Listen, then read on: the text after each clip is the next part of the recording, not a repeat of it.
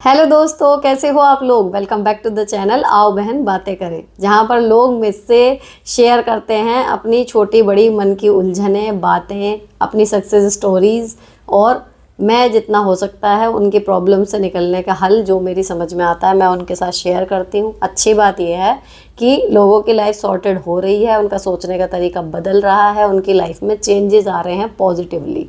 ठीक, तो इसी उम्मीद में कि कुछ और लोगों की मैं हेल्प कर पाऊंगी। आज के एपिसोड में 178वें एपिसोड के जवाब मैं देने के लिए बैठी हूँ। तो चलो आज का एपिसोड स्टार्ट करते हैं। आओ बहन बातें करें। पहला क्वेश्चन आया है, मैंने एक ग्रुप बनाया है व्हाट्सएप पर, उस पर हमेशा मैं ही कॉल करती हूँ और कोई नहीं करता है। बार बार अजीब सा लगता है। कई बार ये सब सोचते होंगे कि यही फ्री है, पर मेरा मन करता है सबसे बात करने का। जब कॉल करती हूँ तो सब बात भी करते हैं 1 घंटे तक। अब आपकी लास्ट लाइन में ये बात छुपी है कि सब बात करते हैं 1 घंटे तक, लेकिन जब आप शुरू कर देती हैं तो कहीं ना कहीं आप एक अच्छा काम कर रही हैं। आप उसको मत रोकिए, क्योंकि आजकल के ज़माने में हर कोई इतना बिजी और अपने ईगो में उलझा हुआ है कि पहल कौन करे। इस चक्कर में ज़्यादातर कन्वर्सेशन, ज़्यादातर रिश्ते नहीं हो पाते उतने अच्छे जितने होने चाहिए। ठीक है, तो आप एक अच्छे साइड पे हैं, एक अच्छा काम कर रही हैं। जब तक कि सामने से आपको ये ना लगे कि मैं कॉल कर रही हूँ या मैं बात कर रही हूँ, सामने वाला रूखा व्यवहार कर रहा है, आपको इंसल्ट फील ना हो, तब तक आप कोई रुकने की कोई मतलब नहीं है। वो लोग मतलब आप पे ही डिपेंडेंट है। एक तरीके से सोचिए कि ग्रुप बन गया, बात करनी है, लेकिन आप ही शुरू करोगी तो हो जाएगी, वरना सब अपने अपने में उलझे हुए हैं। तो आप सबको खुश करने का एक ज़रिया बनी हुई हो, बने रहो और ज़्यादा इस चीज़ को लेके नेगेटिव मत सोचो। आप एक अच्छा काम कर रहे हो कि सबको मिलजुल के बात करने का एक मौका प्रोवाइड करा रहे हो। ठीक है, तो जब तक इंसल्ट वाली बात ना लगे आपको अंदर से कि मेरी इंसल्ट हो रही है लिटरली, तो तब तक आप इतना स्ट्रेस ना लो इस चीज़ का। नेक्स्ट, मैम आपकी ये फर्टिलिटी वाली बात ठीक है कि बच्चे भगवान की देन होते हैं, कोई डॉक्टर कुछ नहीं कर सकता। मुझे एक डॉक्टर ने बोला था कि तुम्हारे एक्स बहुत कम हैं, you are near to menopause, IUI या IVF कराओ, नहीं तो बेबी नहीं होगा तुम्हें कभी। और नेक्स्ट मंथ ही मैंने कंसीव कर लिया था नेचुरली। जी, ऐसा होता है, बहुत सारे किस्से इस तरीके के सुनने को मिलते हैं। नेक्स्ट, नमस्ते मैम, मेरे हस्बैंड मेरी बेटी का एडमिशन केंद्रीय विद्यालय में करवाना चाहते हैं। मुझे डर इस बात का है कहीं मेरी बेटी प्राइवेट स्कूल के बच्चों से पीछे तो नहीं रह जाएगी। आपकी नज़र में केवी कैसा है? मेरा बेटी अभी 4 इयर्स की है, प्लीज़ आप बताना। सही होते हैं यार, वहाँ के भी स्कूल में पढ़ाई अच्छी है, ऐसा नहीं है कि बहुत पीछे रह जाएगी बहुत ही। और एक बात बताऊँ, आगे पीछे कुछ नहीं है। जब साल ये वाले शुरुआती ख़त्म हो जाएंगे ना, जब कंपटीशन का वो आता है, तो बच्चा तब अलग ही अपनी तैयारी से ही निकलता है। बहुत थोड़ा सा फ़र्क पड़ता है केवी में और किसी इंग्लिश मीडियम स्कूल में अगर पढ़ रहा है तो कर जाते हैं केवी के बच्चे भी। नेक्स्ट, हेलो सुनीता जी, मेरे हस्बैंड की आदत है वह अपना क्रेडिट कार्ड अपने दोस्तों रिश्तेदारों को देते रहते हैं। बोलने से हमारा फ़ायदा होता है, मुझे इस चीज़ में अच्छा नहीं लगता और डर लगता है कहीं फ्यूचर में कोई हमारे क्रेडिट कार्ड का कोई फ़ायदा ना उठा ले। प्लीज़ मुझे बताइए मैं गलत हूँ या सही हूँ। देखो, अगर आपको लग रहा है भाई वो है एक इस तरीके की फाइनेंशियल उसमें रिस्क है, आपको डर लगना वो है, लेकिन जो आपके हस्बैंड सोच रहे हैं ना, उन्होंने कहीं कैलकुलेशन करी होगी, उससे पेमेंट कर रहे होंगे दोस्त वगैरह, वो कहीं ना कहीं बेनिफिट मिल रहा होगा, कूपन वगैरह मिल जाता है, डिस्काउंट मिल जाता है, वो उस तरीके से लेके चल रहे होंगे। तो आप दोनों ही अपनी अपनी जगह ठीक हो, लेकिन थोड़ा सा ट्रस्ट अपने हस्बैंड पर रखो, है ना, तो करने दो उन्हें। अगर किसी दिन कुछ नुकसान होता है छोटा मोटा, तब एक ही है कि चलो आज से ये सबक ले लिया, वरना ठीक है कि भरोसे के व्यक्ति को दे रहे होंगे। लेकिन अगर ये है ना, चोट जिस दिन लगेगी उस दिन फिर वो खुद ही पीछे हट जाएंगे। अब आपके कहने से वो नहीं हटेंगे, बात तो ये है, कलेश और डल जाएगा। तो मैं भी जो फ़ायदा हो रहा है अपने भरोसे के लोगों को दे रहे हैं, हो ही रहा हो सही में, तो हो रहा है तो होने दो। नेक्स्ट, हेलो दी, मेरे पापा अभी हाल ही में रिटायरमेंट के बाद अपने गांव में शिफ्ट हुए हैं, जो मेरी ससुराल से 40 किलोमीटर की डिस्टेंस पे है। अब मेरे हस्बैंड का एटीट्यूड ये है कि मेरे ससुर जी को कुछ भी प्रॉब्लम होती है तो बोलते हैं तेरे पापा उनको डॉक्टर के पास ले जाएंगे, क्योंकि उनके पास कार है एंड अब तो पास में भी शिफ्ट हो गए हैं। मेरे पापा 40 किलोमीटर ट्रैवल करके मेरे ससुराल वालों को डॉक्टर के पास लाने ले जाने वाला ड्राइवर का फ़र्ज़ निभाएं, बदले में वही नाराज़गी बेरुखी मिले, या मुझे मंजूर नहीं था। FIL बूढ़े हैं तो मेरे पापा कौन से जवान हैं, इसलिए मैंने बात को टाल दिया एंड तब से हस्बैंड मुझसे ठीक से बात नहीं कर रहे एंड MIL बोल भी नहीं रही, भी बोल रही है कि तू अपने पेरेंट्स से बात करना बंद कर दे।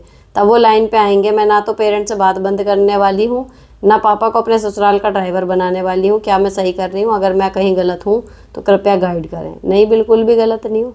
बिल्कुल क्लियरिटी के साथ आपने सोचा और डिसीजन लिया। बिल्कुल बेकार, मतलब बेकार की बात। देखो इमरजेंसी में तो हो जाता है ना, कभी कोई मिस हैपनिंग हो गई, ठीक है भाई, आ गया आदमी, लेकिन एक ये है कि आप ही ले जाएंगे, वो नहीं होता। बुढ़ापे में तो हर महीने के चक्कर लगेंगे डॉक्टर के, और कई बार महीने में 2 भी लगेंगे, तो ये कोई बढ़िया चीज़ है नहीं। इमरजेंसी है भाई, हस्बैंड नहीं है, किसी दिन बाहर हैं, आउट ऑफ स्टेशन है, नहीं पहुंच पा रहे समय पे, चलो जी, नहीं तो कैब करो और जाओ डॉक्टर के, अगर गाड़ी में चलने का इतना शौक है तो। नेक्स्ट, मैम ससुराल पॉलिटिक्स में फंस गई हूँ, चुप रहती हूँ, ओवर थिंकिंग करती हूँ, अवॉइड फील करती हूँ। प्लीज़ आप बताएं कैसे बाहर निकलूँ और अपने ग्रोथ पर काम करूँ। अवॉइड करने वालों को खुश रह के उनके मोए मोए कर दो। मेरा तो फार्मूला सिर्फ यही है। कोई आपको अनदेखा कर रहा है, वो सिर्फ इसीलिए कर रहा है कि हम इसको अनदेखा करेंगे, ये दुखी होएगी। आप दुखी हुए नहीं, गुगली हो जाती है फिर उनकी, ठीक है ना। अवॉइड कर दिया आपको, ठीक है, तो अवॉइड हो गए, लोग अवॉइड हुए, साथ में उनका काम भी अवॉइड कर दो, हम तो अवॉइड हो गए। आपका फ्री टाइम बढ़ गया, सबके साथ आपको बोलना नहीं पड़ रहा, आपका एनर्जी बच गई, आपका टाइम बच गया।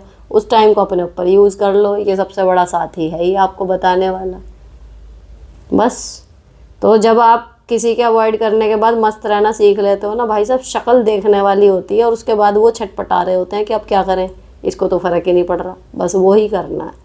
और जब आपको मज़ा आने लगेगा, ऑटोमेटिकली आप खुश रहोगे, और अपने जो भी आपके ग्रोथ के लिए ज़रूरी काम है, कुछ ना कुछ आपको समझ में आ जाएगा कि हाँ ये मैं कर लेती हूँ। नेक्स्ट दी, हम दोनों हस्बैंड वाइफ अपनी सास को अच्छे से खाना देते हैं, फिर भी अपनी बेटी से बुराई करते हैं। उनसे तंग आकर देवर और देवरानी मेरठ रहने लगे। अपनी बेटी को बुलाकर पुलिस कंप्लेन कर दी कि मुझे मारते हैं, खाना भी नहीं देते। बेटी ने भी दोनों से लड़ाई की।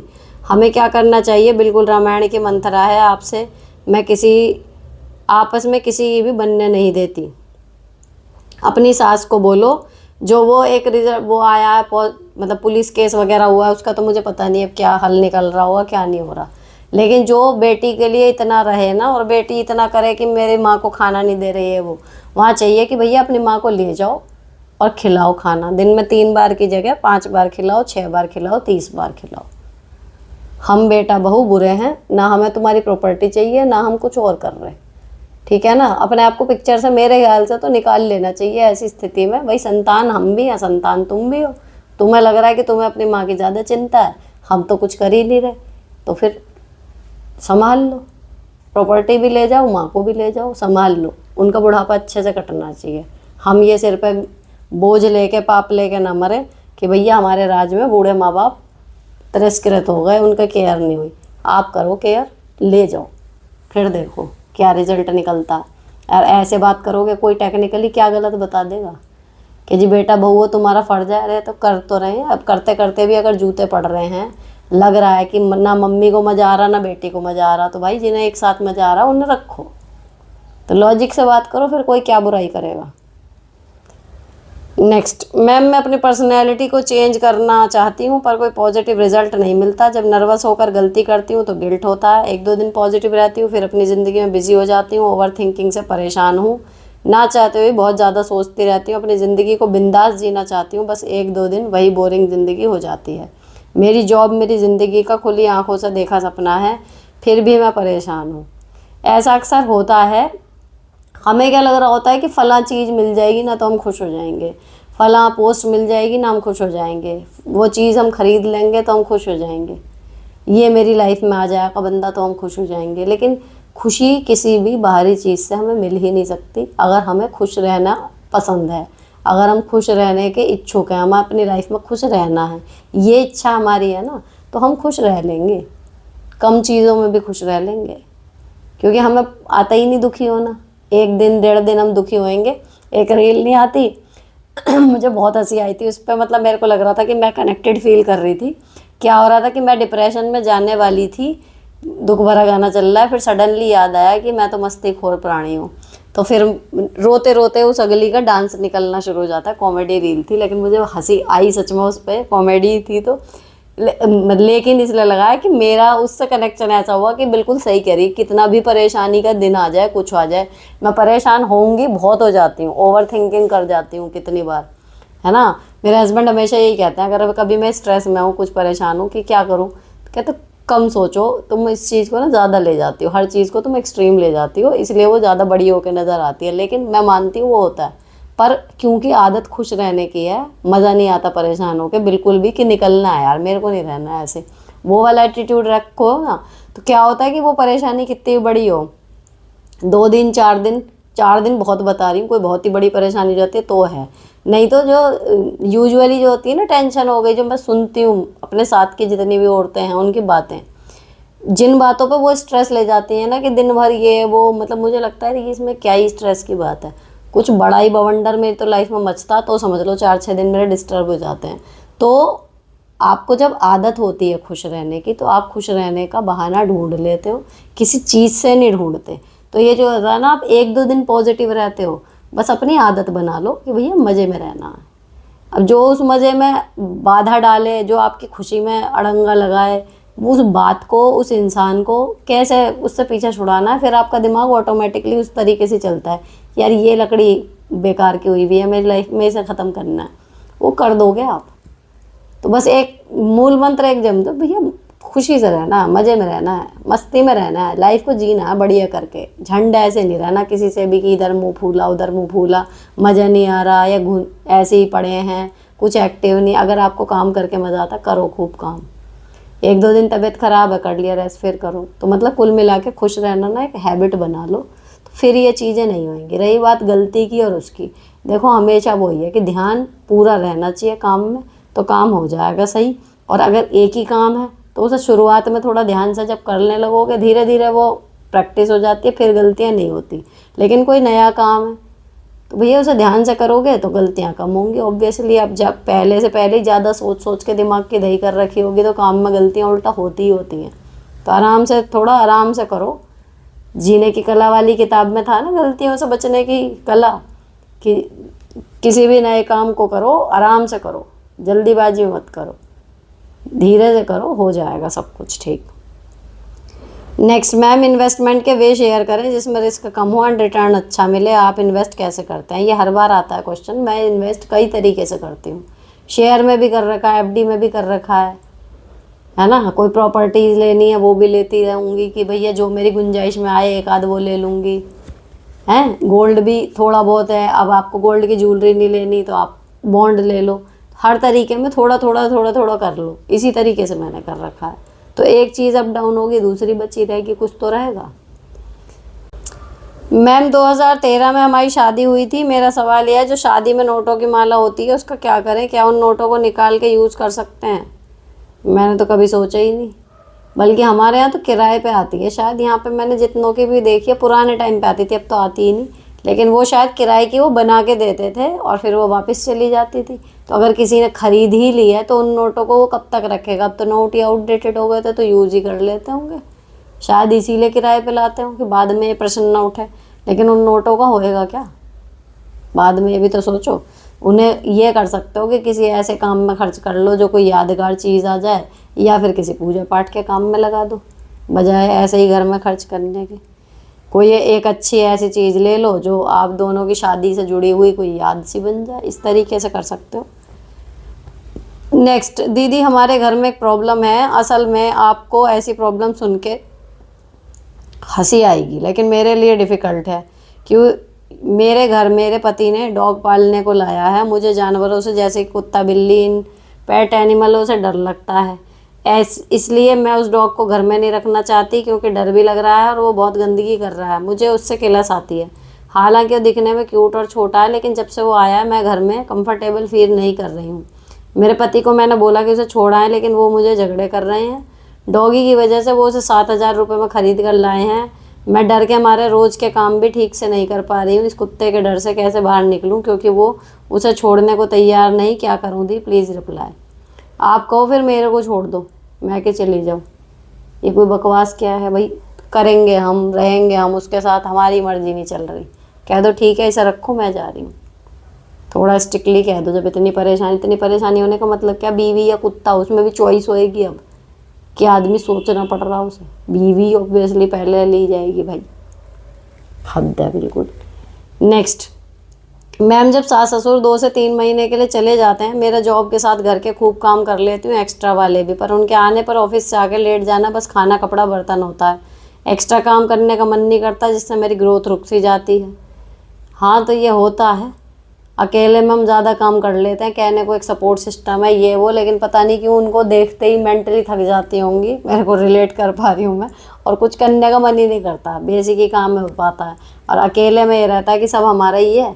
इसका पता सिंपल सा लॉजिक क्या होता है कि अगर हम अकेले में रह के 8 काम 4 काम फालतू कर रहे हैं, जो भी कर रहे हैं, सबको पता है कि अकेली है, इसी ने करा होगा और कोई है ही नहीं करने वाला। लेकिन जब 7-5 का घर होता है ना, तो क्या होता है, कितना भी काम आप कर लो, अगर कोई सामने से देख लेगा या फिर हम प्रचार प्रसार करें या फिर अगला हमारी तारीफ कर दे किसी के सामने, तो पता चलेगा। नहीं तो क्या होगा कि अरे 3-4 जने हैं, कर लिया होगा मिलके। वो ये नहीं सोचता ना कि रात को 1 बजे तक जग के इसने ये काम करा होगा। तो मुझे लगता है वो चीज़ एक काम करती है कि यहाँ पर हम जो भी कर रहे हैं, सपोज करो मैं यहाँ पे मेरा जो भी हो रहा है, मेरी गृहस्थी से जुड़ा हुआ मेरी लाइफ में, सबको पता है कि लेडी ऑफ द हाउस भाई एक ही है, वो ही कर रही है सब, है ना, जो भी औरतों से जुड़े हुए काम। अभी यहीं पे हमारी जॉइंट फैमिली होती, 2-4 होते, पता ही नहीं चलता घर में कौन क्या काम कर रहा है, किसको क्या पता। हर कोई घर के अंदर थोड़ी बैठा है। तो उसमें अगर कोई कलाकार ऐसा मिल जाए जो क्रेडिट खुद ही ले रहा हो सब जगह बाहर जा जाके, तो और बढ़िया, तुम्हारे करे कराए पे भी पानी फिर जाता है। तो बात वही होती है, इसलिए नहीं मन करता। लेकिन मैं यही सलाह दूंगी, अगर वो लोग जाते आते रहते हैं, आप कभी उनके साथ रहती हो कभी नहीं रहती हो, तो उनके सामने भी आप ये सब दिमाग का खेल है, आप एक बार दिमाग को समझा लो कि मुझे करना है यार, ठीक है, करोगे, होने लगेगा, होने लगेगा। जिस दिन ये सोचोगे कि नहीं मुझे करना है, जैसे मैं अकेले करती थी वैसे अब भी कर लूँगी, तो करने लगोगे। नेक्स्ट, हाय सुनीता जी, मेरे पति मुझे धोखा दे रहे हैं, पंडित हैं, मंदिर में जाते हैं, मंदिर के सामने उस औरत की दुकान है पूजा के सामने, पूजा के सामान की। मेरे पति पहले तो बात भी करते थे, लेकिन एक रात को झूठ बोले कि मीटिंग है और उस औरत के साथ कहीं गए थे। जब मैंने पूछा तो लड़ाई कर लिया और अपने फ़ोन भी तोड़ दिया। गाँव चले गए, अब आए हैं तो ये एकदम नॉर्मल है, जैसे कुछ हुआ ही नहीं। लेकिन मैं बिल्कुल नॉर्मल नहीं हो पा रही हूँ, दिमाग से निकलती ही नहीं बात, ये मैं क्या करूँ, सॉरी कमेंट बड़ा हो गया। देखो, अब वो गए थे रात को, ये वो जो भी है, अब जब आदमी बदतमीजी पे उतर ही आया ना, आप कितना रोक लोगे और कैसे रोक लोगे। बस आपके पास स्टैंड सिर्फ इतना है, अगर परिवार की चलती है तो परिवारों को इन्वॉल्व कर सकते हो कि भाई ये कर रहे हैं, ठीक है। आपको बिल्कुल किसी का, अब ये एक तरीके से गंदगी हो गई ना भाई। आदमियों को आपने सुना है ना कि औरत को अगर कहीं देख लिया फेयर अपनी का, औरत भी मार दी, उसका जो बॉयफ्रेंड है उसे भी मार दिया। यही होता था पुरानी पिक्चरों से अभी तक देखते देखते। अब तो उल्टे भी हो रहे हैं केस। लेकिन ये एक बात यह है कि अगर मेरे रहते रहते मेरे पति का कहीं और अफेयर चल रहा है, मेरे लिए अपमान की बात है ना। वो तो हमारे आत्मसम्मान को ही समझ लो छोट, मतलब उन्होंने ले लिया कि भाई, मतलब अपमान ही है ना हमारा। अब अपमान हो गया, उस अपमान को अगर हम झेल पा रहे हैं, उस आदमी के साथ दोबारा रह पा रहे हैं, इतनी हिम्मत है हम में, तो ठीक है। लेकिन अगर नहीं, अगर हमसे बर्दाश्त नहीं हो रही, तो फिर क्या है कि भैया ठीक है, अगर हमारे रहते रहते तुम्हें दूसरी पसंद आ रही है, तो जो पसंद आ रही है अब उसके साथ रहो, फिर हम अलग होते हैं। आखिरी और सबसे जो सटीक कहना चाहिए, बिल्कुल अपने आत्मसम्मान पे हम नहीं ले रहे बिल्कुल भी, उसका यही है कि ठीक है अब तू उसी के साथ जा। लेकिन हर कोई ये नहीं रहता। बहुत सारी औरतें हैं जिन्होंने देख लिया, पता है उनके पति का अफेयर है, लेकिन उनके साथ रह रही हैं। तो उसमें वही है कि भैया आप बच्चों के लिए रह रहे हो, बच्चों के लिए रहो। आपका एक तरीके से साइलेंट डिवोर्स हो गया बस। तो कहीं ना कहीं कहना अपने आत्मसम्मान को आप बचाओगी तो सही, वरना क्या रह गई। हमारे रहते रहते वो कहीं और मुंह मार रहा है, फिर आ गया हमारे पास, फिर हम नॉर्मल हो गए, तो हमारी तो कुछ बची ही नहीं इज्जत जरा सी भी। तो निकालने की ज़रूरत दिमाग से है भी नहीं ये चीज़ कि हाँ जी चलो हो गया सो हो गया, क्योंकि इतनी छोटी बात नहीं है। लेकिन हाँ, उसको ये है कि पहले जैसा तो कुछ रहेगा नहीं, नॉर्मल रहना हमारे बस की नहीं है। बस इतना रहो कि ठीक है बच्चों के लिए रहते रहो। एटलीस्ट कुछ महीने 1-2 साल इस तरीके से निकले, ताकि अगली बार अगर वो आदमी उस रिश्ते को बचाना चाह रहा है तो थोड़ा सा सचेत रहे कि भाई पिछली बार हुआ था, बहुत बवाल हुआ था। इतनी आसानी से ये चीज़ें ख़त्म करनी भी नहीं चाहिए मुझे लगता है औरतों को। नेक्स्ट, हेलो सुनीता जी, मेरा एक सवाल था। 3 महीने पहले मेरी मम्मी की डेथ हो गई। उस टाइम में 2 महीने प्रेग्नेंट थी। जब से मम्मी गई तब से मैं ही अपने भाई बहनों को फ़ोन करती हूँ। अगर ना करूँ तो शायद उनका फ़ोन भी ना आए और ना ही वो लोग मेरे घर आते हैं। मेरा ही मन किया तो चली जाती हूँ, पर वहाँ भी वो लोग अपने अपने में रहते हैं। पापा मेरी शादी के बाद से मुझसे ना बात करते हैं, ना मुझे देखना चाहते हैं पर्सनल रीज़न की वजह से। अब ऐसा है कि अगर मैं फ़ोन मैसेज ना करूं तो डर लगता है कि कहीं सास और हस्बैंड इस बात का फ़ायदा ना उठाने लगे। क्या करूं क्या नहीं समझ नहीं आ रहा है अब। अगर आपको लगता है कि आपका अपने मायके वालों से संबंध खराब होने का फ़ायदा आपके सास और हस्बैंड उठाएंगे तो फिर इस मुखौटे को पहने रखो। लेकिन मैं तो पर्सनली यही है, अगर मेरी लाइफ में जो चल रहा है जैसा चल रहा है, जितना मैं ऑनेस्ट रहूँगी उतना मुझे सोचना कम पड़ेगा। ठीक है, तो नहीं बनती नहीं बनती। अब आप वहाँ फ़ोन करो जाओ फिर भी स्ट्रेस में रहो, इससे अच्छा तो एक बार राड़ काटो कि भैया मेरा नहीं मन करता जाने का, बात ख़त्म। क्या ही कह लेंगे, ताने ही तो देंगे, इसकी तो अपने घर वालों से भी नहीं बनती, नहीं बनती कल को तुमसे भी नहीं बनेगी, हम तो आई हैं ऐसे, बात ख़त्म। क्यों लेना है हमें स्ट्रेस फालतू का? ज़रूर थोड़ी है सबके पीयर वालों से बनी जाए, सबके इतने अच्छे ही हों, नहीं होते कुछ के अच्छे। इट इज़ ओके ना, ये करना सीखो। नेक्स्ट, हाय सुनीता जी, मेरी सासू माँ और मैं अलग अलग घर में रहते हैं, लेकिन जब भी उनके घर जाती हूँ वो तो पहले बहुत अच्छे से बात करते हैं, मैं भी संभल के बात करती हूँ, लेकिन 10-15 मिनट के सासू माँ खुद इरिटेट हो जाती हैं और रुक्खी रुक्खी सी बात करती हैं। तब मैं चली आती हूँ, लेकिन ऐसा क्यों होता है समझ में नहीं आ रहा, क्योंकि शायद मुझे वो 10 मिनट से ज़्यादा बर्दाश्त नहीं कर सकती। मुझे बुरा लगता है, ऐसा बहुत बार हुआ है। तो आपकी सासू माँ ने भी आपके लिए 10 मिनट का टाइमर लगा रखा, उसके बाद फिर वो बोर होने लगते हैं, तो आप भी उतने का ही लगाओ और खुद कट लिया करो वहाँ से। नेक्स्ट, हेलो मैम, मेरी शादी जॉइंट फैमिली में हुई थी। मेरी 2 जेठानियाँ हैं, उन्होंने मुझे बहुत मेंटली टॉर्चर किया। मेरी सास के डेथ के बाद उन्होंने मुझे अलग कर दिया। ससुर उन्हीं के साथ है। मेरे ससुर जी 4 भाई हैं, उनकी पोती इंगेजमेंट है। उन्होंने मेरी जेठानियों को बुलाया पर मुझे और मेरे हस्बैंड को नहीं बुलाया, जबकि सभी को पता है मेरे साथ गलत हुआ। इस बात से मुझे बहुत डिप्रेशन हो रहा है। प्लीज़ मैम रिप्लाई ज़रूर करना। अगेन मुद्दा क्या है, आपको अवॉइड किया जा रहा है, कोई बात नहीं। किसी से भीख थोड़ी मांगोगे यार अटेंशन की।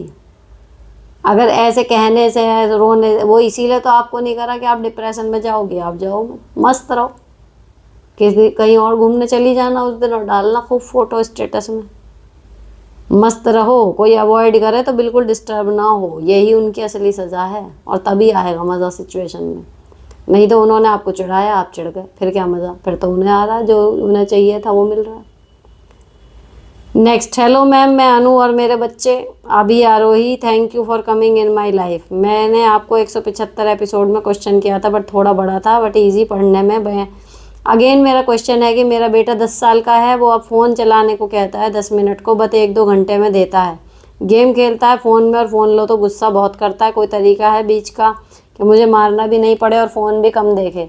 टीवी में भी गेम ही देखता है, क्या करूं? अभी 4th क्लास के एग्ज़ाम आरोही UKG की एग्ज़ाम दे रही है, पढ़ने में अच्छे हैं दोनों। मेरे साथ आपके वीडियो में देख लेते हैं ध्यान से दोनों बच्चों को, आप एक बार समझा देना प्लीज़। घर की प्रॉब्लम खुद ही सॉर्ट कर लेती हूँ, कुछ आपको सुनकर सॉर्ट हो जाती हैं।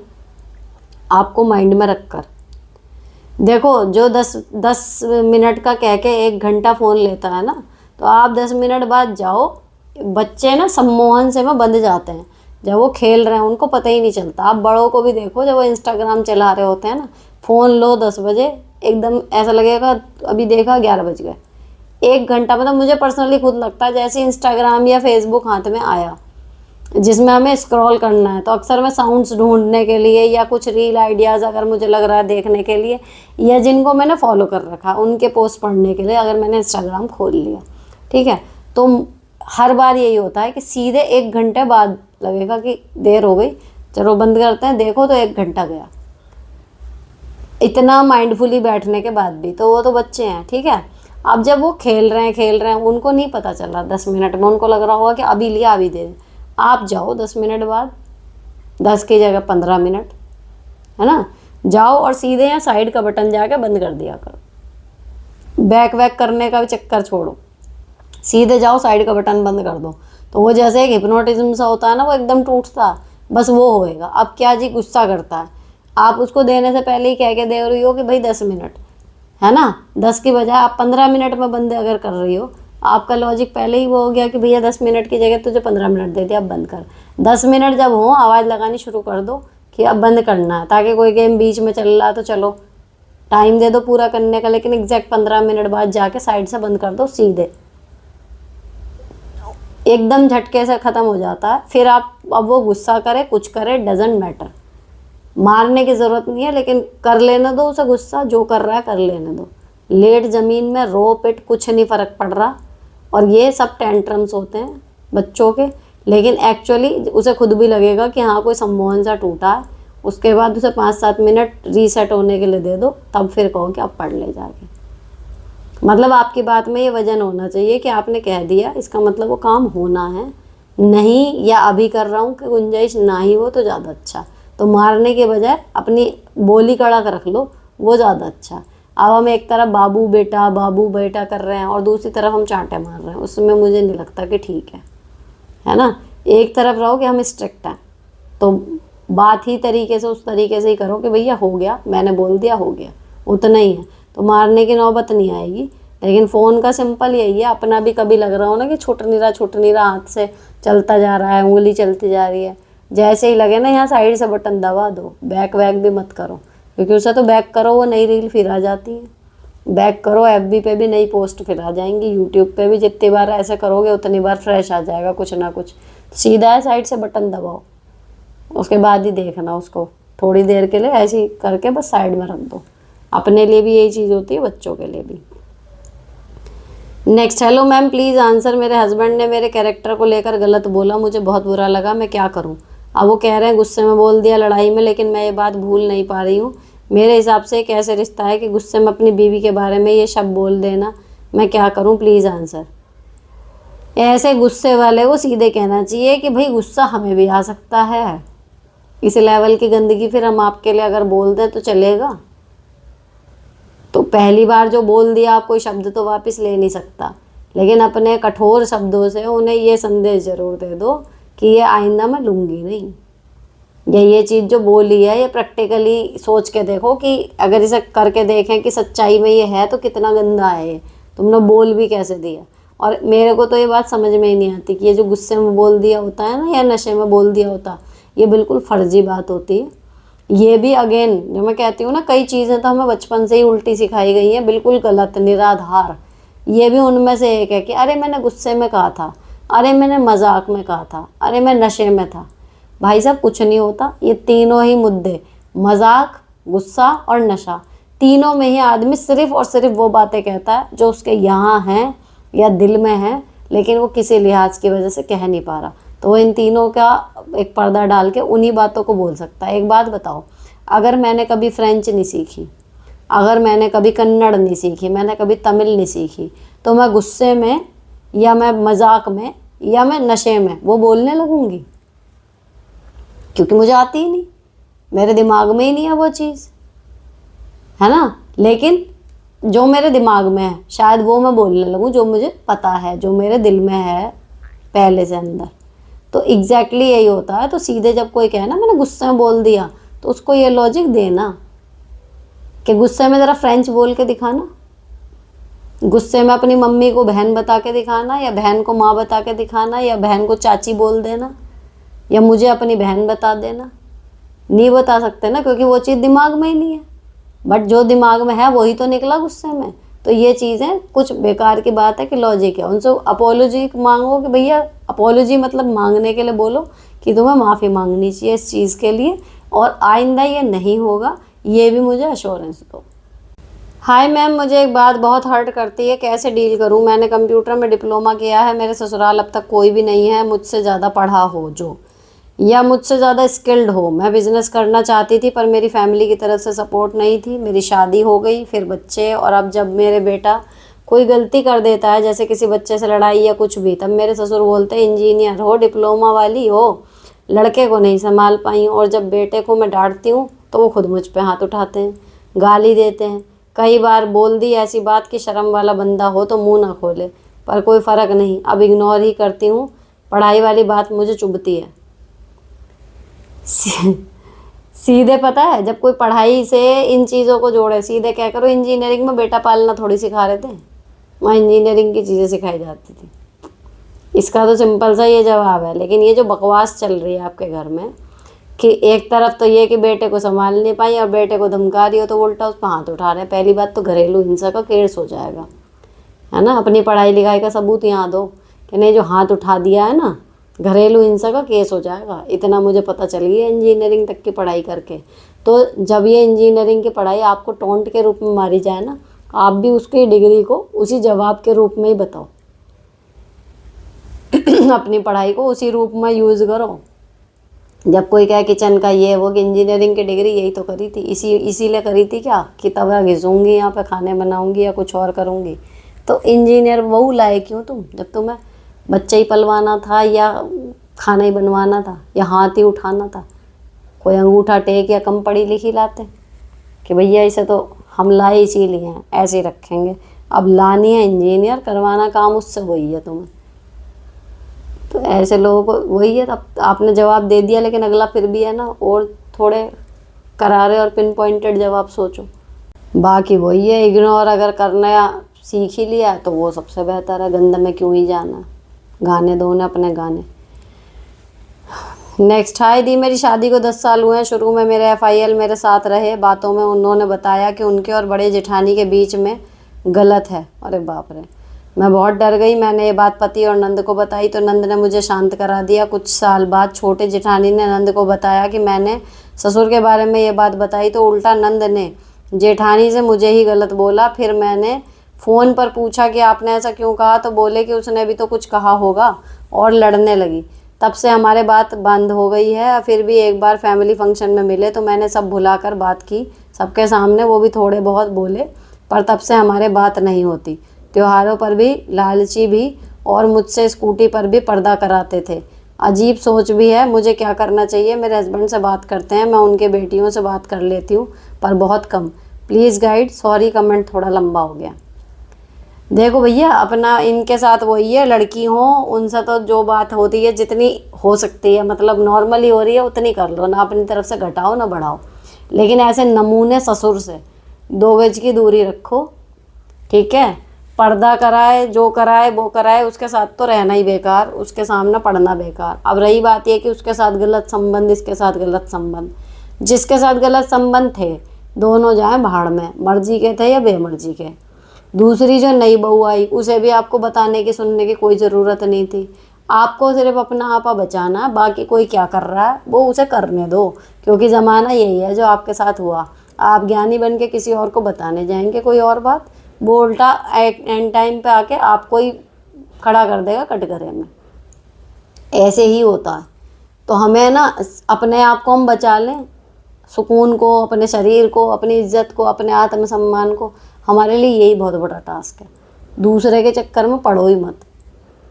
सलाह उसे दो, मैं हमेशा हमेशा बोलती हूँ, हर एक को बोलती हूँ, सलाह उसे दो जो तुमसे सलाह मांग रहा हो, ठीक है ना। अगर मेरे सामने 2 लोग 3 लोग बैठे हुए बात कर रहे हैं और वो मुद्दे पे बड़ी गंभीर चर्चा चल रही है और वो किसी नतीजे पे नहीं पहुंच रहे या बिल्कुल गलत बोल रहे हैं, मान लो वो बोल रहे हैं सूरज रात को उगता है, लेकिन उन्होंने मुझे कन्वर्सेशन में ना तो इनवाइट करा ना मुझसे पूछा कि क्यों भाई सुनीता बता, मैं सही कह रहा हूँ ना, सूरज रात को उगता है। तो मैं नहीं बोलूँगी, भले मुझे उनकी सारी सुनाई दे रही हो। मैं नहीं जाऊँगी कहने कि भाई तू क्यों कह रहा है ऐसे, ये नहीं ये सही नहीं कह रहा, ये सही कह रहा है। मुझे क्या पड़ी है और मैं कौन हो रही हूँ। वो कह रहा हाथी तार पे बैठा है, हाँ बैठा होगा। दूसरा भी कह रहा है, तो मैं नहीं जाऊँगी कि नहीं हाथी कैसे बैठेगा तार पे। तो भैया दूसरे की चीज़ों में पढ़ो मत, जब तक वो खुद तुम्हें बुलाए ना, तुमसे सलाह मांगे ना, सलाह दो मत। ना ही कोई ऐसी जानकारी डिस्क्लोज़ करो जिससे कहीं ना कहीं कल को तुम आके कटघरे में वो खड़े हो जाओ कि वो पलट गई। सही है। तो अब जितना हो गया हो गया, उस बुढ़ऊ से रहो दूर। और लड़कियों से जितना नॉर्मल बात चल रही है कम करें, कम कर लो, ज़्यादा करें, ज़्यादा कर लो। उनसे बाप का कोई वो नहीं है, लेकिन हाँ हैं वो भी तिल्ली लगाने वाली, तो थोड़ा संभल के रहो।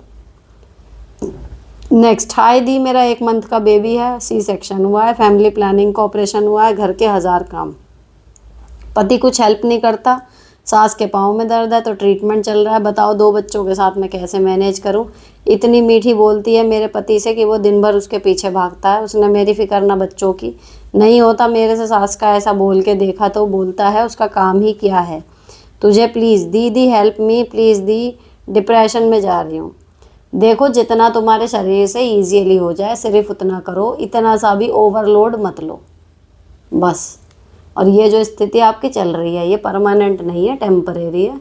शरीर भी अभी जिस अवस्था में है धीरे धीरे ठीक होएगा, बच्चे भी अभी छोटे हैं, धीरे धीरे बड़े होएंगे, ठीक है ना। तो ये थोड़ा सा क्रूशल टाइम है, स्लोली निकाल लो, शरीर पे ज़्यादा लोड मत लो, जितना आराम से हो जाए उतना करो, है ना।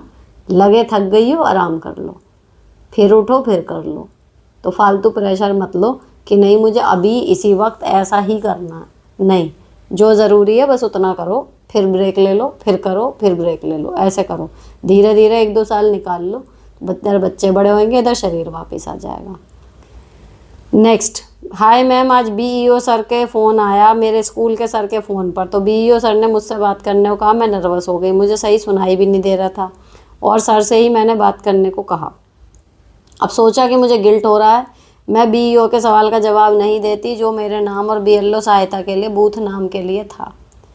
अब ठीक है, हो जाता है, मतलब मैं अपनी ही बताऊँ, मेरे के लिए भी अगर किसी अधिकारी का फ़ोन सीधे आ जाता है किसी ड्यूटी व्यूटी के लिए तो मैं मना तो करूँगी, लेकिन घबराहट सी हो जाती है, मुझे खुद हो जाती है। बल्कि मेरे साथ की टीचर जो अब है वो कहती भी है कि आप इतना दीदी डरती क्यों हो। पता डरती नहीं हूँ, लेकिन पता नहीं क्यों मैं अवॉइड करती हूँ कि क्यों ही उच्च अधिकारी से बात करनी है, क्यों ही कहना। तो मेरा लॉजिक वो रहता है कि अगर उसने कोई उल्टी सीधी बात अधिकारी आपसे कह दे, आप उसको पलट के ना तो जवाब दे सकते ना उससे आप बहस कर सकते, हाँ जी करना आपको, क्योंकि आपके सीनियर हैं। तो ऐसी कन्वर्सेशन में जाना थोड़ा डिस्कम्फर्टेबल लगता है, तो इसलिए लग रहा है कि भैया ऐसी सिचुएशन में जाना क्यों है ना। तो इसलिए अब बात करने का मन नहीं करता। अब वो अगर बराबर का आदमी हो हमारे तो कोई बात भी है, फिर क्या डर। लेकिन ये होता है, इतनी बड़ी बात नहीं है कि सबके साथ नहीं होता या किसी किसी के साथ ही होता है, बहुत लोगों के साथ होता है, इट्स नॉर्मल। बात तो हो ही गई ना। लेकिन जब कभी ऐसी ड्यूटी लगेगी कि आप उनसे जल्दी जल्दी मिलना होएगा बीईओ सर से या कुछ है, धीरे धीरे आप कैजुअल भी हो जाओगी उनके साथ बात करने में, फिर आपको लगेगा कि हाँ आप तो कर ले रही, ये चीज़ होती है। नेक्स्ट, हेलो दी, मेरे इन लॉज ने कभी मेरा सपोर्ट नहीं किया ड्यूरिंग प्रेगनेंसी, बच्चा एंड अपना करियर सब छोड़ दिया मैंने क्योंकि मेरे बेटे को देखने वाला कोई नहीं था, जबकि मेरी जेठानी के बच्चे पाले, उन्होंने अपना करियर फॉलो किया। अब उनके बच्चे बड़े हो गए तो सास ससुर मेरे पास आ गए, वो अब फ्री हैं, लेकिन मैं इन लोगों को झेल नहीं पा रही हूँ, क्या करूँ। एंड सपोर्ट ये अब भी नहीं करेंगे, तबीयत का रोना रोते हैं हमेशा, कैसे इनके साथ रहूँ, जब मुझे ज़रूरत थी कोई नहीं आया, अब मेरे साथ रहने लगे हैं। अब इनको जेठानी रखना नहीं चाहती, मुझे अब इनको रोज़ देख के सब याद आता है कैसे मेरे सुख दुख में कभी ये खड़े नहीं हुए। मुझे हमेशा मैके जाना पड़ा इनके होते हुए भी, लेकिन जैसे तैसे मैंने खुद को खड़ा किया। बच्ची अब 4 साल की हो गई है, अब मैं सेटल फील करने लगी थी तब ये लोग आ गए हैं, और शायद साल के 10 महीने यही रहे हमेशा। कैसे अब दोबारा शुरू करूं। अपने हस्बैंड से बात करके देखो एक बार कि अब सब कुछ सेट हो गया है, हमारी गृहस्थी जम गई है। उन्हें भी कहीं ना कहीं अगर ये फील हो रहा है कि पहले बढ़िया चल रही थी, अब जैसे भी चल रहा था लेकिन इनके आने से डिस्टर्बेंस हो गया, तो वो अपने भाई भाभी से बात करेंगे, या फिर ये है कि भाई 6-6 महीने इधर उधर रह लो, है ना। जेठ जेठानी ने तो मास्टर स्ट्रोक खेल दिया, जब उनके बच्चे छोटे थे उन्होंने रख लिया, अब उनकी अपनी लाइफ हो गई, बच्चे बड़े संभल गए, अब उन्होंने यहाँ भेज दिया। तो बात वो है कि मैं ऐसे बच्चों को दोष नहीं देती जो इतनी चालें चलते हैं। मान लो किसी ने चली चाल, लेकिन वो माँ बाप की बुद्धि को क्या हो जाता है, उन्होंने हमें जन्म दिया, वो हमारी चालबाजियाँ नहीं समझ पाते। तो मुझे ऐसे चालबाज बच्चों से वो नहीं होती कि भाई वो तो जैसा है उसने वैसा व्यवहार कर दिया, तुम्हें क्या हुआ। माँ बाप क्यों नहीं देख पाते कि एक बच्चा हमारा पागल बना रहा है। ये मुझे अभी सवाल ढूंढना है, जानबूझ के आंखें बंद कर लेते हैं या क्या है। तो अभी भाई बीइंग का माँ बाप वो है, आप कोशिश बस इतना ही कर सकते हो कि 6-6 महीने रह लें, है ना। तो इतनी बात आप करके देख लो थोड़ा बहुत, और अगर नहीं हो पाता तो देखो जो हो गया सो हो गया। अभी भी 4 साल का आपका बच्चा है, अगर आप दोबारा अपना करियर स्टार्ट करना चाहो या कुछ भी है तो आप रहेंगे घर में, ऐसे तो ऐसे ठीक, नए सिरे से सोच लो कि चलो अब इस तरीके से प्लान करते हैं। थोड़े दिन तो लगेंगे, 15 दिन 20 दिन महीना 2 महीना, लेकिन ऐसा नहीं है कि उनके साथ जी ही नहीं सकते। जब दूसरे तरीके से सोचोगी तो एडजस्ट भी हो जाएगा। नेक्स्ट, दी, मैं बहुत कम बोलती हूँ, लोग कहते हैं कि ये तो बोलती ही नहीं, मुझे बहुत ख़राब लगता है, क्या करूँ। आप कम बोलती हैं, लोग कहते हैं ये बोलती नहीं, तो उसमें आपको बुरा लग रहा है। अब आप कम बोलती हैं, लोग कहेंगे तो बहुत बोलती है, तब अच्छा लगेगा। अरे आप नहीं बोलती, लोग कह रहे हैं नहीं बोलती, तो इसमें सच ही तो है, झूठ क्यों? झूठ मतलब बोले कोई तो चिढ़ोगे, तो कह दो हाँ। यार ये भी नहीं कहना फिर कम बोलते हैं हम तो अगर कोई जो एक्चुअल में बात है वो बोल रहा है तो उसका बुरा क्या मानना। नेक्स्ट, और अगर लग रहा है तो बोलना शुरू करो। मैम वर्किंग वूमन अपनी हेल्थ कैसे ठीक रखें? मैं टीचिंग भी करती हूँ एंड मेरा एक 5 साल का बेटा भी है। स्कूल में चिल्लाना बहुत पड़ता है। स्कूल में चिल्लाना तो बहुत पड़ता है।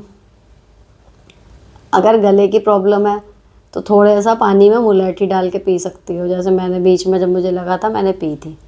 स्ट्रेनर वाली बोतल ले लो, उसमें मुलैठी डाल लो, उसका पानी पीते रहो, गले में आराम लग जाता है। दूसरी चीज़ है कि भैया 5 साल का बेटा, और स्कूल में भी अगर आप छोटी क्लासेस को पढ़ाती हैं तो ऑलमोस्ट वही एज ग्रुप वहाँ होगा, तो ये चलेगा अभी 2-3 साल और इसी तरीके से, क्योंकि सेम एज के बच्चों के साथ आपको पूरा दिन डील करना पड़ रहा है, घर आके भी, घर से पहले भी। लेकिन 2-3 साल बाद स्थिति बदल जाएंगी और आपका बच्चा बड़ा हो जाएगा, स्कूल के बच्चे उसी साइज़ के रहेंगे, फिर थोड़ा सा स्मूथ लगने लगेंगी चीज़ें। नेक्स्ट, हेल्थ का तो भैया ऐसा है इसमें, हाँ आपका क्वेश्चन कि अपनी हेल्थ का कैसे ध्यान रखें। अपने हेल्थ का, पोस्चर का, फिजिकली एक्टिव होना, ये सब चीज़ें थोड़ा ध्यान रखो। और खाने का तो देखो, बहुत ज़्यादा कुछ ज़रूरी नहीं होता कि हम बहुत रंग बिरंगा ही खाएंगे तो भी हेल्दी रहेंगे। मैं अपनी पर्सनल हेल्थ से देखूँ ना, तो देखो सिंपल खाना, फिक्स टाइम पे खाना, भूख से थोड़ा सा कम खाना, इतना चला लो। जो भी मौसमी फल सब्जियां आ रहे हैं वो आप इंक्लूड कर लो। रोज़ ना खाओ, हफ्ते में 2 दिन 3 दिन अगर आप कोई फल खा लो। कैल्शियम वगैरह अगर लग रहा है कम है, दूध वगैरह ले लो। थोड़ा बहुत अगर झिल जाता है, हजम हो जाता है, दूध ले लो। सारी चीज़ें अपने आप ही बैलेंस रहती हैं, कोई बहुत बड़ा इसमें डाइट चार्ट बनाने की ज़रूरत नहीं होती। नेक्स्ट, हाय दी, ये हाइपोथायराइडिज्म पर मेरा एक्सपीरियंस शेयर कर रही हूँ। किसी ने प्रीवियस वीडियो में पूछा था। मेरी एज 33 है, मैं 15 साल से थायराइड का ट्रीटमेंट ले रही हूँ। लास्ट मंथ मेरा TSH 71 आया था, फिर मैंने जिम ज्वाइन किया, अच्छी डाइट ली, टाइम पे सोना, मोस्ट इम्पॉर्टेंट, स्ट्रेस से दूर रही। इस मंथ मेरा TSH 19 आया है। फिर मेरे ससुर ने जिम के नाम पर गंदगी शुरू कर दी, बात कहाँ से कहाँ ले गई, मैं वापस स्ट्रेस में आ गई, 1 मंथ की मेहनत वेस्ट हो गई। ये जिन्होंने पूछा था पिछली बार हाइपर थायराइड उसके बारे में है, तो आपको समझ में आ गया होगा। मुझे कुछ खास नहीं आया, लेकिन 80% समझ में आ गया। ठीक है, चलो आगे चलते हैं। नेक्स्ट, हेलो मैम, आज मैं फ़र्स्ट टाइम ससुराल से रिलेटेड पोस्ट कर रही हूँ। वैसे तो मैं अलग रहती हूँ, बट हर तीज त्यौहार ससुराल में करती हूँ। ससुराल में जेठानी है, सास ससुर नहीं है, और वहीं पास में 2 चाची सास हैं, उनके बहू हैं। तो हम होली, करवा चौथ, अहोई, बसोड़ा, ऑलमोस्ट हर फेस्टिवल साथ ही करते हैं। एवरी संडे भी चली जाती हूँ ससुराल। बट अब मैं फ़ील होता है मुझे, मेरी जेठानी बहुत ओवर करने लगी है। मीन्स हर चीज़ में अपनी तारीफ़ करना, अपने आप को ओवर स्मार्ट समझना, मुझे बहुत ज़्यादा कॉपी करती है, मतलब बहुत ही ज़्यादा। मैं तो फिर भी ठीक थी, अब तो इतनी तारीफ़ करती है। मतलब मेरी शादी को 7 साल हो गए हैं, स्टार्टिंग में तो फिर भी ठीक थी, अब तो इतनी तारीफ़ करती है कि मैं परेशान हो जाती हूँ हर चीज़ में। बोलेगी मुझे आता है, वो आता है। अब तक तो मेरा बेटा छोटा था तो स्कूल को ऑफ करके भी जाती थी, बट अब वो भी फर्स्ट क्लास में आ जाएगा तो मुझे लगता है थोड़ा गैप कर देना चाहिए। कहीं मेरे मुंह से निकले कुछ, उससे बेटर है मैं थोड़ा गैप मेंटेन करूं। तो क्या मैं सही सोच रही हूँ? हर वक्त सिर्फ अपनी बात, और मैं तो कुछ बोलती भी नहीं हूँ, फिर भी बोलती रहेगी। मुझे बहुत पता है फैशन के बारे में, मतलब और भी बहुत कुछ। प्लीज़ रिप्लाई करना। सिंपली है, वो अपनी पर्सनैलिटी जो है उसको जी रही है, आपसे अब वो झेली नहीं जा रही। आप बच रहे हो कि किसी कॉन्फ्लिक्ट में ना पड़ो, आपसे कोई जवाब ना दिया जाए, तो सही है, अवॉइड कर दो, थोड़ा कम कर दो। सही सोच रहे हो, इसमें कोई गलत नहीं है, सेफ तरीका है। नेक्स्ट, मैम हाइप क्या होता है? मैंने आपके वीडियो में हाइप का नोटिफिकेशन आया तो किया। हाइप का मतलब होता है कि हम इस वीडियो को थोड़ा बढ़ा रहे हैं, उजागर कर रहे हैं। तो जिस वीडियो पे ज़्यादा हाइप होते हैं, यूट्यूब उसको ऑटोमेटिकली और ज़्यादा लोगों के पास भेजता है, ये होता है इसका मतलब। तो अगर आप इस चैनल को हाइप करें तो ये ना सिर्फ मेरे लिए बल्कि आपके हिस्से के भी पुण्य बढ़ाने का काम है, क्योंकि जितने ज़्यादा लोगों तक ये कन्वर्सेशन पहुँचेगी उतनी ज़्यादा महिलाएं इससे लाभान्वित होंगी। तो जो उनका भला होएगा, मेरे बोलने से साथ साथ आपने शेयर करा, आपने हाइप करा, तो आपका भी कुछ ना कुछ उसमें भलाई में कहना चाहिए हिस्सा होगा, जो भी जिसकी भी लाइफ सॉर्टेड होगी ना देख के। दीदी काली साड़ी में एबीबी के एपिसोड में जो सीसी क्रीम यूज़ की थी उसमें और भी कुछ मिलाया था, डिटेल में बताएं। मैंने उस दिन का या एक दिन पहले का शादी का मेकअप वीडियो बेस तैयार करने वाला मैंने शेयर कर रखा है। जिस दिन अभी जो रीसेंट शादी था उस दिन सगाई की जो वीडियो थी उसमें मैंने बेस तैयार करना बताया था, उसको देख लेना आप, तो उसमें आपको पता चल जाएगा। नेक्स्ट, मैम जब अपनी फैमिली में बिजी रहती हूँ तो बाहर क्या चल रहा है पता भी नहीं रहता और बहुत खुश रहती हूँ, पर जब किसी का कॉल आ जाए, किसी के यहाँ वहाँ की बातें पता चले, फिर मैं उदास सा हो जाता हूँ कि कौन मेरे बारे में क्या कह रहा है। तो मत पता करो, है ना। और दूसरी चीज़ भैया, एक मूल वाक्य याद कर लो कि पीठ पीछे तो सबकी बुराई होती है, कोई ऐसा होगा जिसकी पीठ पीछे भी तारीफ ही हो रही हो, है ना। तो अगर कोई हमारे सामने हमें बुरा नहीं कह रहा आज के ज़माने में तो ही बहुत बड़ी बात है। अब पीठ पीछे कोई क्या कह रहा है हमें टेंशन लेने की ज़रूरत नहीं। और दूसरी चीज़ एक और, कि जब हमें टेंशन लेनी नहीं तो जो हमें बता रहा है, अब हमारे पीठ पीछे बात हो रही है तो हमने तो सुनी नहीं, किसी थ्रू आई होगी ना हमारे पास, किसी इंसान ने बताई होगी, कुछ हुआ होगा, उस इंसान को कर दो टाइट कि भैया मेरे बारे में सुने कर, तो या तो वहीं डिफेंड करा कर अगर तू मेरा सच्चा हितैषी है कि नहीं वो ऐसी नहीं है, वो ऐसा नहीं है। और अगर यहाँ तक आ गई बात तो फिर मैं तेरा नाम लेके क्लियर करूँगी, तब पीछे मत हटी हो। और फिर तीसरा और ऑप्शन किया तो सुन ली, नहीं तूने वहाँ डिफेंड करा तो मुझे मत बता के, अपने तक ही रख, मुझे नहीं जानना। ये फॉलो करना शुरू कर दो, आपके पास 90% बातें तो आना ही बंद हो जाएंगी। जब आपको फ़र्क ही नहीं पड़ना कि कोई आपके बारे में क्या कह रहा तो उसे जानना क्यों है। तो जो जानवा रहा है, ज़बरदस्ती बता रहा है, उसको टाइट कर दो कि मुझे मत बता, मुझे नहीं इंटरेस्ट है जानने में कि कोई मेरे बारे में क्या कह रहा है। नेक्स्ट, हेलो मैम, आपकी शॉपिंग जो बहुत ज़्यादा है due to review vlogs, please बताएं आप इतने कपड़ों को कैसे मैनेज करती हैं। How to earn from haul videos, ये वीडियो मैंने लिंक कर रखी है डिस्क्रिप्शन में, वहाँ पे पूरी वीडियो में सुन लो कि कैसे इतने सारे कपड़े आते हैं, जाते हैं, कहाँ जाते हैं, क्या करते हैं, ठीक है। नेक्स्ट, हेलो दी, आपने आज के एपिसोड में भी मेरे क्वेश्चन का रिप्लाई नहीं किया। पता नहीं भैया कैसे छूट रहे हैं, मैं तो सारे पढ़ रही हूँ। अब एक आया था वो ऐसे ऐसे ऐसे करके 3-4 बार में भी ख़त्म नहीं हो रहा था, अभी तक सिर्फ वो एक क्वेश्चन पढ़ने को छोड़ा है, या फिर जो तारीफ़ें और सिर्फ एक अप्रिसिएशन है वो छोड़ती हूँ। अब पता नहीं कैसे छूट रहा है, मैं हर क्वेश्चन पढ़ रही हूँ। नेक्स्ट, हाय दी, मेरा सवाल है कि मैं एक बुटीक पर सूट स्टिचिंग के लिए देने जाती हूँ मेरे हस्बैंड के साथ, तो वो लेडी हमेशा घूम फिर के मेरे हस्बैंड की बात स्टार्ट कर देती है, जैसे उसकी नज़र बस मेरे हस्बैंड पे ही है कि तेरी तो मौज है, तुझे ऐसा हस्बैंड मिला, ऐसे वैसे बोलती है। जबकि घर में तो हस्बैंड वाइफ वाले झगड़े सभी में होते हैं, ज़्यादा भी लड़ाई हो जाती है, पर वो तो मैं कहूँ क्या ही बताऊँगी, लेकिन मैं क्या जवाब दूँ, मेरे समझ नहीं आ रहा उसको। मुझे उस लेडीज़ को पता है ऐसे बोलती है तो हस्बैंड को बाहर नहीं रहने को बोलती हूँ, क्या बोलूँ उसको, कभी लगता है कभी बुरा मान जाए।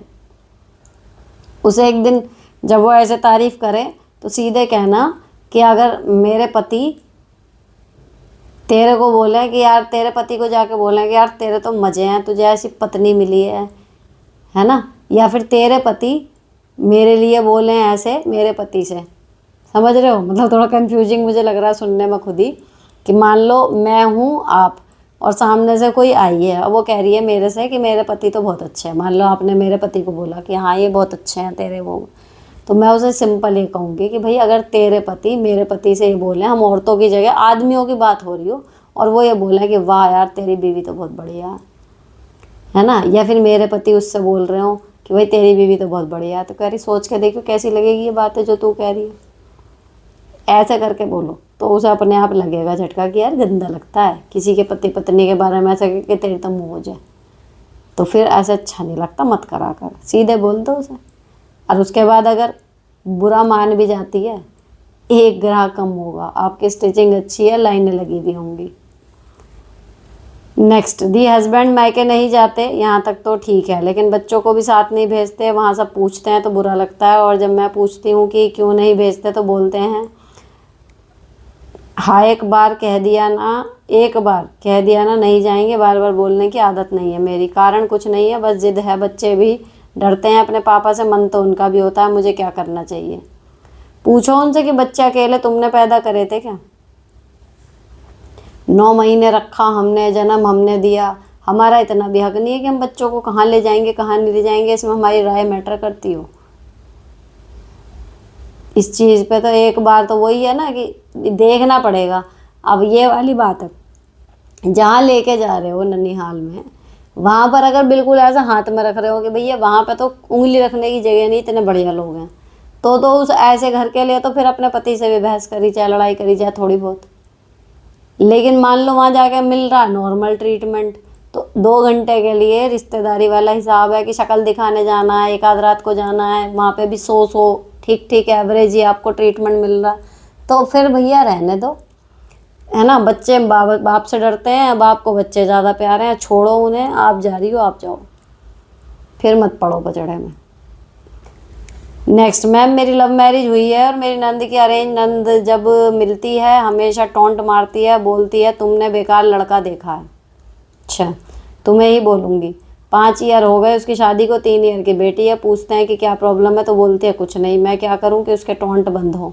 लड़का देखा सास ससुर ने, हमने तो शादी करवाई है, आना जाना सब हम करते हैं उसके यहाँ, ससुराल वाले गाँव में रहते हैं, मैं आना जाना भी बंद नहीं कर सकती हूँ, सब निभा भी मुझे और मेरे पति को ही है, कोई सोल्यूशन बताएं प्लीज़। तुमने बेकार लड़का देखा है तो पहले तो उसे बैठा के नहीं, जब तक बताएगी नहीं कि क्या बेकार है इसमें, तब तक हमें माफ़ी मांगने का समझ में नहीं आएगा कि हम बहन तुझसे कैसे माफ़ी मांगे, है ना। अब वो कह रही कुछ नहीं कुछ नहीं, हो सकता कोई ऐसी बात हो जो वो घुट रही है अंदर, इसलिए वो टोंट मार रही है तुम्हें। और अगर बात मजाक की है ना, तो सीधे कह दो कि हमें देखना पड़ा ही क्यों, फिर तो खुद ही देख लेती उससे पहले, तूने देखा नहीं तो हम कहीं तो करते ही। एक आध बार थोड़ा सा मिल जाएगा दवाई का सा टेस्ट उसकी अपनी का उसे, तो फिर शायद चुप हो जाए। नेक्स्ट, मैम मेरा एक बच्चा है, सब बोलते हैं 2 होने चाहिए, सेकंड बेबी प्लान करने से पहले मुझे किन चीज़ों का ध्यान रखना चाहिए। भैया बच्चे के लिए आपको 2 ही चीज़ें चाहिए, एक पैदा करने के लिए शरीर और उसके बाद में पालने के लिए पैसा, इन दोनों को देख लो, है तो कर लो। मैम मैं वैसे तो सूर्य ग्रहण चंद्र ग्रहण का ध्यान रखती हूँ, पर इस बार मुझसे गलती हो गई, मैंने ग्रहण के समय ही गुजिया बनाई थी, अब क्या करें। अरे कुछ ना करो मैं तो हमेशा वही सोचती हूँ, सारी चीज़ें ऊपर वाले पे छोड़ दो, अब हो गई गलती हो गई, खाओ पियो गुजिया मस्त रहो। नेक्स्ट, मैम मैं वही हूँ जो अपने हस्बैंड के टूर की बात कही थी, एक ननद अभी को टूर के पैसे देती है, दूसरी माँ का मूड फ्रेश करने के रिलेटिव के घर ले जाती है, वहाँ पर जाके मेरी सास बहुत रूडली बिहेव करती है, मेरा और अभी का मन नहीं जाना चाहती, मैं ऐसी प्रॉब्लम के टाइम उनके साथ, मैं क्या करूँ। सीधे मना करो कि मुझे नहीं जाना, मेरा पहले दिमाग ख़राब है तुम्हारी औलाद की वजह से, टूर पे चले गए वो, मैं यहीं रहूँगी बस। दीदी मेरी सास ने मेरा मायके के भी गहने खुद रखे हैं, वह अब नहीं देती, पति से कहा तो झगड़ा करते हैं, मैं क्या करूं मैम। अगर मुझे सही याद है तो आप जॉब करती हो, है ना। अब अगर आपके बस की है इतना कि लड़ लो तो लड़के लेने पड़ेंगे, है ना, लेकिन भैया सोने के जो रेट जा रहे हैं, लड़ने के बाद भी आदमी देगा नहीं। और दूसरी चीज़ ये है कि अगर नहीं दिए ठीक है, आप वहाँ मांगते रहो, लेकिन आपको जो बनवाना है अपनी कमाई से खुद बनवा लो, आप मांगते रहो, लेकिन है ना, 7-5 जनों में फैलाओ कि भैया मेरी चीज़ ले रखी है, ये वो जो भी है, कोशिश अपनी तरफ से यही कर सकते हो। वैसे तो पुलिस भी, मतलब पुलिस केस भी कर सकते हो, कन्याधन पे कानूनन तौर पे बहू का ही अधिकार होता है, जो मैके से आया प्लस जो उसकी शादी में ससुराल वालों ने चढ़ाया वो भी उसका स्त्री धन होता है, वो कानूनन वो उसका ही सोना है। लेकिन कानूनन लेने के लिए तो लंबी लड़ाई, आपके लाइफ में और बतेरी प्रॉब्लम है, बीमारी, इनफर्टिलिटी, जितना मुझे याद आ रहा है। तो सिंपल है, आपके पास जॉब है, जो पैसे कमा रही हो उससे जो जेवर पहनना है, थोड़ा बनेगा, अब भाई सोना महंगा हो गया लेकिन उस हिसाब से बनवा लो एंड चिल मारो, ठीक है। अब किसी जेवर में अगर इमोशनल वैल्यू है, आपकी मम्मी का है या कुछ और है, तो उसके लिए आप भिड़ जाओ, लगे रहो कि भैया दो, मुझे नहीं पता, ऐसे नहीं होता, अपना उतारना उतारो, मेरा जो घर से लाई हूँ वो तो दो। तो शुरू में ही मतलब देना ही गलत है, मेरे को तो लगता है शुरू में अपना जो मैके वाला वो तो अपने पास से रहना ही चाहिए, पहनो उसे खूब, रखते ही क्यों, जितना हो सके पहनो, और बाकी रखो भी तो फिर अपने पास रखो। स्टार्टिंग में जैसे कर लो ना, ज़्यादातर वैसे हो जाता है, स्टार्टिंग में ही गड़बड़ हो जाती है ये। तो चलो यहाँ पर एपिसोड 178 के सारे सवालों के जवाब हो गए हैं। छोड़े कितने हैं मैंने, 1, बहुत लंबा वाला था, बस बाकी सब पढ़े हैं। अब इसके बाद जो कमेंट करेगा लेट नाइट, उसके समझ लो छूटेंगे, अदरवाइज़ सबके मैंने दे दिए। आई होप आपको अच्छे लगे होंगे।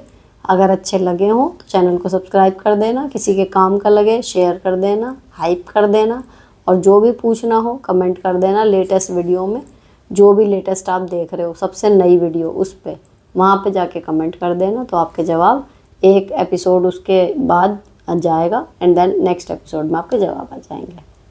तो मिलती हूँ आपसे नेक्स्ट एपिसोड में। Till then bye bye, stay beautiful and sorted always.